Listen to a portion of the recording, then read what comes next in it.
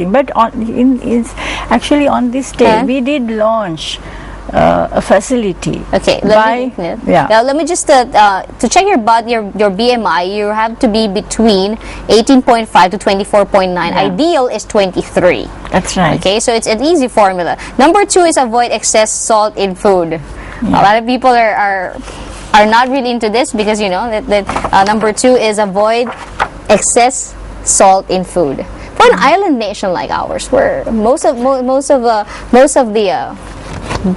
there are a lot of things people enjoy as rice pullers. Some people even cook rice with salt. Right, so I think those things must be avoided. Some of our juices have salt. Number 3 is avoid food with trans fat. This is the complicated, but when we talk about the trans fat, a lot of pastries and very high heated, to temper food. That should be avoided. So that's where the fat. I mean, people use expensive vegetable oils, but it just gets converted to trans fats when it's subjected to high heat.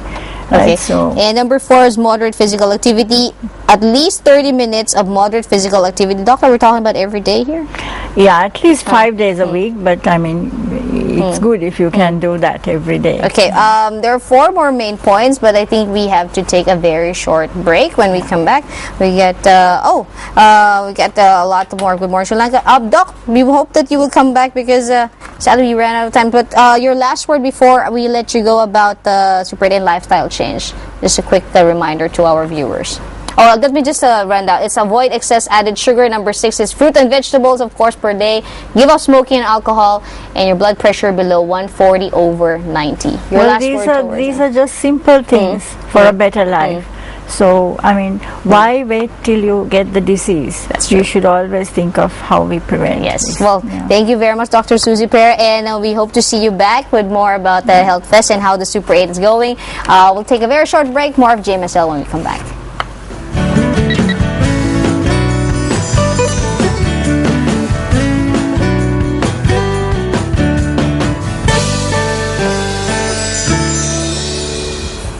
Welcome back to Good Morning Sri Lanka. It is a Tuesday for those just joining us. Well, for the past couple of episodes of GMSL, we hope that you were with us when we discussed about the forum that's starting on the 25th of the month, and it ends on the 10th of December, of course, in celebration of the International Human Rights Day, the United Nations International Human Rights Day, and this is on Forum on Violence Against Women, and we are very happy to have with us inside the studio the Executive Director of Women and Media Collective, Dr. Sipali Kotegoda. Good morning, ma'am. Good morning. Good morning, ma'am. We're almost at the week before the start of the forum, and we had the pleasure of talking to some of the very outspoken individuals taking part of the forum, representing the health ministry, the legal section, the ones who take care of the women once they decide to leave the home, and now you are with the media.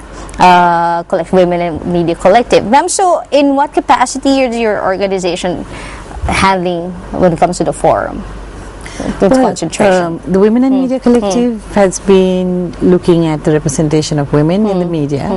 We are now 26 years old. Okay.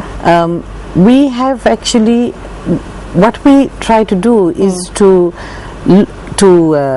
have a discussion with the media on the way violence is represented, violence against women is represented, and it has been discussions, it has been interviews like this, so we have also made short TV spots. And for example, when the lobby to introduce a law on preventing domestic violence, we actually, the Women and Media Collective and the Sri Lanka Women's NGO Forum had a series of television spots that highlighted different aspects.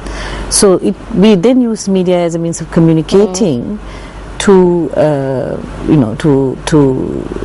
Sri Lankans about why violence should be stopped, why violence is not an accepted form of social behavior in this country. Doctor, how do you feel about Because they always say that if it's not the home that influences a child, it's what they see, what they hear, what they experience. And basically, for most people, it's what they see on the TV, what they see in the movies. And sadly, I think up to now, there are certain genres that do glorify violence. And it makes it cool, macho, to be, pardon the English, beating the out of someone, especially sometimes and often it's a female.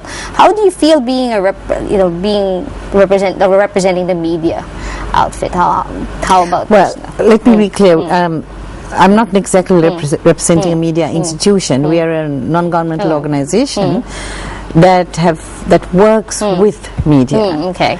And I think yes, there is a lot of violence in the media, and there are some ways in which one could control or monitor the kind of violence, the amount of violence, violent films that or television talk shows or programs or series that have violence. But also at the same time, I think it's very important that children, women and men are made to understand. It can be through schools, it can be through public communication, it can be through places of work, about how one can prevent violence, how one can safeguard oneself from violence, and also that there is no justification to act violently, which is to exert one's power, either physical or mental or psychological, over another person. Well, you mentioned earlier, ma'am, that you have created like a campaign when the laws were enacted in the country regarding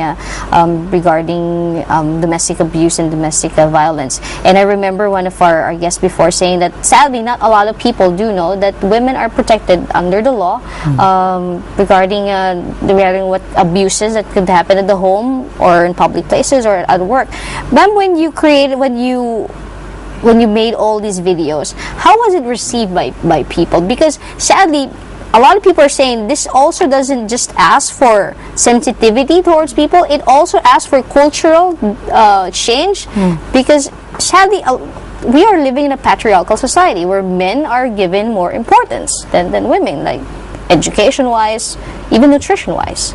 So how was it received by people when you... Well, at the time that we began that campaign, there was no law, so it was a contribution to changing people's minds or making people realize that you need legal protection, that victims of violence, domestic violence need, and the law itself, of course, does not preclude men.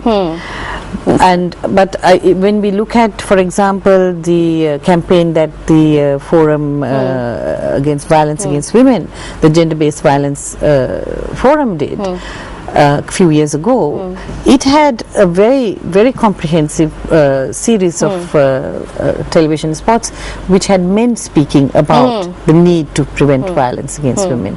And I think those are the kinds of interventions that we need to do, because it's an attitudinal change that is required, and we will not get an attitudinal change unless all those in decision making, all those who are in positions of power at this point, also recognize that this is not the way it's not the means to an end. Okay, well, we'll stop. We'll pause for a while. We'll take a very short break. Folks, when we come back, we, of course, will still have Dr. Sapali with us and to talk about more about the forum.